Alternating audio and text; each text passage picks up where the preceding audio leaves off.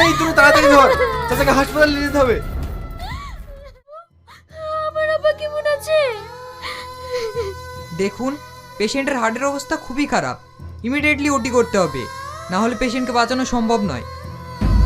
হ্যাঁ ডাক্তারবাবু, অপারেশন করতে কত টাকা লাগবে?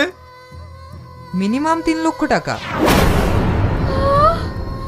3 লাখ টাকা? আমি আর আমার আব্বাকে বাঁচাতে পারবো না, আমি আর আমার আব্বাকে বাঁচাতে পারবো না।